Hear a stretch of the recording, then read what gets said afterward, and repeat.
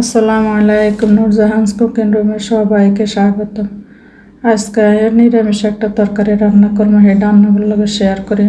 এখানে নিচে 4 হাঁসগা বেগুন, এগুলো একেবারে গাছের টাটকা বেগুন, সার ছাড়া বেগুন। আর নিচে এখানে 2টা আলু, আর নিচে টমেটো।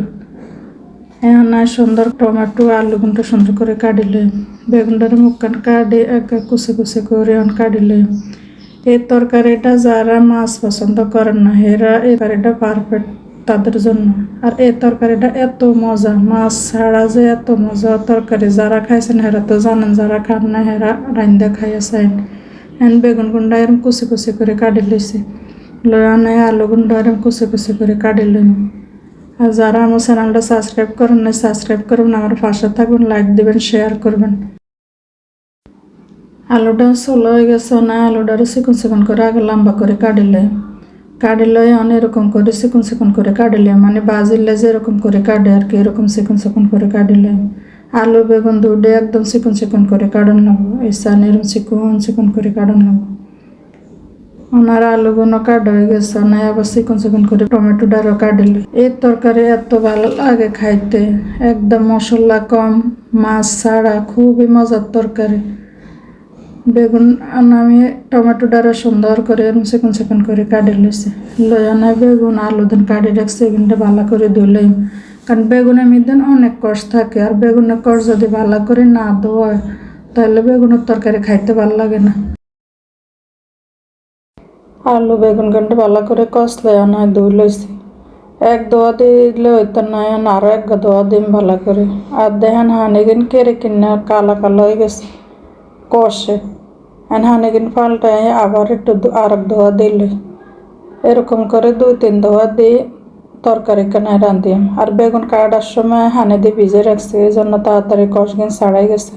আর বেগুন আলু ভালো করে ধুয়ে হাইলের মধ্যে লইছি, লইন দিয়ে দিছি পরিমাণ মতো পেঁয়াজ, আর দিছি হলুদের গুঁড়া, জ্বালালে দিছি মরিচের গুঁড়া, দিয়ে দিছি স্বাদ মতো নুন, আর দিয়ে দিছি আদা রসুন বাটা আধা 4 চামচ, আর দিয়ে দিছি পরিমাণ মতো তেল।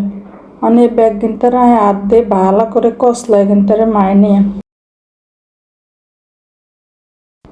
বেগিনতারে ভালো করে হাত দিয়ে কষলাই মাখতে থাকবো, মাখতে হাফ সিদ্ধ হয়ে যাব, খালি এর মাখার মধ্যে নেই, একদম কমে অল্প একটু হয়ে যাব। আর এই তরকারির বৈশিষ্ট্য হয়েছে মাখাটা, এই মাখাটা যত ভালো হইব তরকারির স্বাদ তত ভালো হইব। আর তরকারি ভালো করে মাই নিছি, অনায় হাত কান দিয়ে অল্প একটু হানি দিয়ে দিই। এই তরকারির মধ্যে হানি বেশি দেওয়া যাইতো না, হানি অল্প করে দিয়ে মাখা মাখা করে দেওয়ান লাগবে। তরকারি কিন্তু ভালো করে মায়ে হাত দিয়ে একটু পানি দিয়ে দিছি চুলার উপরে, হাইলাগা দিয়ে ডাকনা কান দিয়ে চুলা কান ধরে দিছি। কিছুক্ষণ পরে ডাকনাকে উঠে চান কি সুন্দর বলকাই গেছে। নাই তরকারি কিন্তু ভালো করে লাড়ি ছাড়ি টমেটো কাটি রাখছি, দেন টমেটো কিন দিয়ে দিম।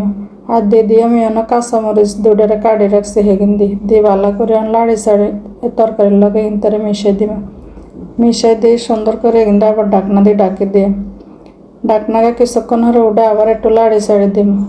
কারণ এই তরকারিটা তো একদম মাখা মাখা করবো, নিচে দিয়ে না লাগে জানলে একটু লাড়ি ছাড়ি দেন লাগবো।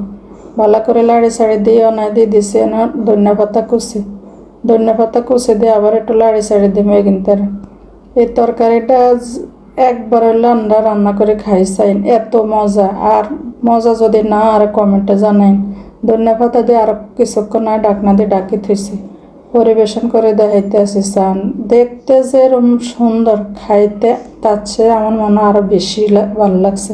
আর এই তরকারিটা আর ঘরে যদি একবার রান্না করি সাথে সাথে শেষ হয়ে যায়। আমার বাসা যে আসে এই তরকারিটা রান্না করার জন্য সবাই অনুরোধ করে, এত মজা। যারা মাছ টোটালি পছন্দ করেন না এদের জন্য এই তরকারিটা একদম পারফেক্ট। বা যারা ব্যাচেলার থাকেন এদের জন্য যা মাছ কাটাকাটি ঝামেলা ছাড়া এই তরকারিটা চটপট রান্না করে খাইতে পারবেন একদম কম সময়ে।